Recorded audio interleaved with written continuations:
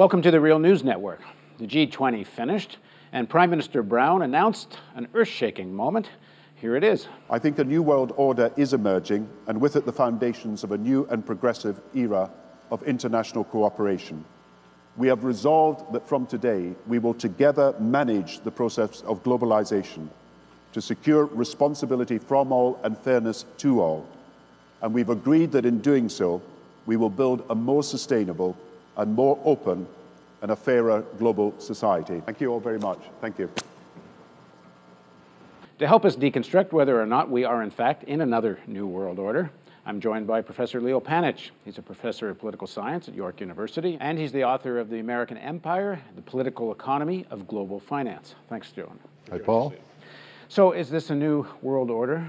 No, it's an attempt to keep the old New World Order going, the one that was around in the 80s and 90s and led us into this crisis. And what did they decide, and are they going to succeed to keep the old world order together? Well, it's impressive that the 19 leading world states, including the states of the South, not just the ones of the North, and the European Union, have not fallen apart during this tremendous crisis.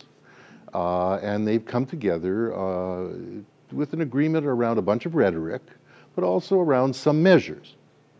The rhetoric is that they are united in attempting to deal with this, which, given what happened in the 30s, is not insignificant. What happened in the 30s? What happened in the 1930s was that the capitalist governments all turned on each other. The massive trade war, the breakdown of the London Conference, the equivalent of this one in 1933. Roosevelt walked away from it, said it was a bankers' conference. Keeping all of this together is not insignificant. Of course, it has to do with the fact that fascist governments haven't been elected in these countries, that the working classes aren't mobilized into communist parties. They're, it's the same old class and state structure as existed when this crisis broke out, and you haven't had that kind of a break yet. Now, what they've done in terms of measures is not insignificant. They have agreed that they will provide significant funds to the IMF, not enough to deal with the problem, but more than was predicted they would put in order to help bail out those many countries. How much are they putting in? Well, they're putting in $500 billion. They said they were only going to put $250 billion in. And that's not insignificant given that Eastern European countries and a number of Latin American countries are going to tank. They aren't going to be able to sell their bonds in order to cover their deficits. Their banking systems, which have been bought up by Western banks, are now being drained as Western banks are pulling funds out of them. And is $500 billion significant enough to deal with? It's not insignificant. Obviously, the attempt, as it is with the bailout of the banks here, is an attempt to induce capitalists to keep their money in, or to put some money in, insofar as there's also public funds going in. And it'll depend on different countries. Right? They've also put in, and this is not insignificant, not nearly enough, a provision for a $250 billion credit fund for trade. What has happened that has really exacerbated this crisis is that banking loans to firms that are engaged in international trade has dried up. If you want to get a loan to allow you to meet a contract you have to sell something on the other side of the world, the interest rates are exorbitant. And that has meant that the trade of countries in Africa, and for that matter, the trade of Southern California, has dried up. This $250 billion will help unleash some of that. But it seems a pittance when you're talking global trade. Nevertheless, it's something. It's a measure. But it's clearly, this is not the kind of thing that is going to get us out of this crisis. Look, the central problem is that banks aren't lending. And all of the brouhaha in the run-up to this meeting about whether there was going to be more regulation for when the banks start lending again, right? Because right now it doesn't matter. It's not that they're engaged in speculation. They aren't speculating. They aren't lending at any level of risk. Yeah, so the problem's not regulating the speculation. It's not that. And the fiscal stimulus doesn't address that either. The trouble with the fiscal stimulus is that unless the banks are lending, then the multiplier effect of that fiscal stimulus doesn't kick in. So they have to get the banks lending. And there's nothing that the G20 is doing that is really addressing that, except ensuring that the bankers don't get more frightened. And they would have gotten more frightened if they'd not been able to come to some form of an agreement. Now, you used the phrase off camera. It's more of bribing the bankers to loan. Yes, it's bribing the bankers to loan, of course. This is an attempt to keep the capitalist old world order going. And the way you keep it going, given that the banking system has frozen up, is to provide enough taxpayers' money and enough guarantees of confidence to the bankers. You know, that you, in fact, some of them will suffer, some of their shareholders will suffer, but you'll try to keep the fraction of the capitalist class that is the financial fraction. You'll try to keep them in business. And people should realize that that's what Roosevelt did in the 1930s. J.P. Morgan took a big hit, but Goldman Sachs was saved and became one of the great banks, investment banks, of the next 70 years to this day. The banking legislation of the 1930s provided a system of regulation, price supports, interest rate controls, etc., which diminished competition in banking, let the banks recover, and then they eventually grew bigger than the incubator. The baby grew up and it broke out of the old regulations. It grew too big for the old regulations. It wasn't that anybody had to deregulate. It just outgrew them. And one of the phrases in here about what they're going to try to do in the future, this is the G20 statement, their communique. One of the interesting phrases is that, as they say they're going to regulate in the future, is that the regulators will try to keep pace with innovation in the marketplace. And what they now see is that they didn't keep pace with it.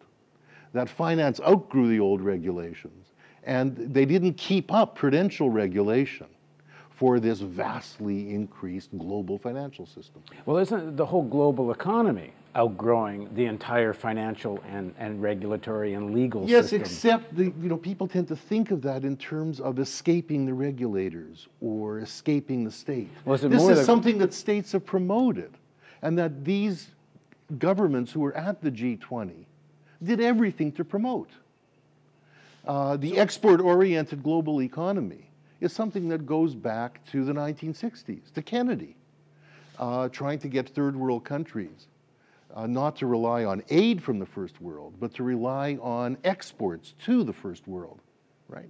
And they'd only get credits for trade rather than redistribution as direct aid from the first world. So they pushed them into a export-oriented society. Now what that means, Brazil is producing a few kinds of soy, but they don't have the kind of agriculture that's able to feed their 200 million people. Well, in the next segment of our interview, then let's talk about what a new world order would look like. If this is an attempt to patch up the old world order, which may or may not succeed, and in the longer term is probably unlikely to really succeed, then what's a new world order look like? And if the banks got too big in terms to live within the existing regulation, maybe the whole economy's gotten too big. Certainly some of the enterprises like auto industry and other sectors have gotten too big for the whole system of ownership. So let's talk about that in the next segment of our interview. Sounds like fun. Please join us for the next segment of this interview with Leo Panitch on the Real News Network.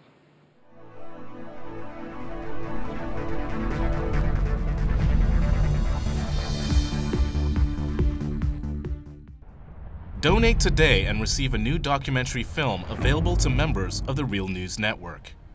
The History of the National Security State with legendary author Gore Vidal. Bonus features of the DVD include an in-depth response to Vidal from ex-CIA analyst Ray McGovern, who served under 7 U.S. presidents, an exclusive interview with Colin Powell's former Chief of Staff Larry Wilkerson, and an insightful interview with oil policy analyst Antonia Juhas. The news magazine of the screen. Living glimpses of history in the making. Hollywood and Washington is a symbiotic relationship. They both deal with illusions. Reality doesn't often play much of a part. I think I saw through the myth of the Cold War almost from the beginning. I was a Washington political kid from a political family. Roosevelt first had radio because he had this great speaking voice and everyone liked to hear. Truman proceeded to break every arrangement that Roosevelt had set up for for a peaceful coexistence. And Truman thought that it would be a good idea. Why not just stay armed all the time? And then he devised the national security state. You've got to go up and swear allegiance to the United States or else you're a commie. I mean, we had imported fascism. We get Dwight Eisenhower, who said that we have this great military industrial complex. It is a dangerous thing. And he said this is going to change everything. And the way our country's governed, it's going to change us politically. Along comes Jack Kennedy, who wanted to make his mark, believed in the Cold War. But he said, in this kind of politics, it is the appearance of things that matters. I think everybody should take a sober look at the world about us. The national security state still exists, only it isn't communism anymore, it's terrorism. This is the most serious thing that has happened in the history of the United States. Knowledge is power. We need an honest news system. We need the real news. This is the sort of thing we can build right now without anyone else's permission from the government or from the business community. It's the power's in our hands. If we're not going to sleepwalk into more wars, we think we need to start with a television news network that won't bow to pressure and has the courage to seek facts. And that means independent economics. And that's why we need you. Make a tax-deductible donation now of at least $10 a month or a one-time give of at least $75. As a thank you for your support, we will send you the new documentary film, The History of the National Security State.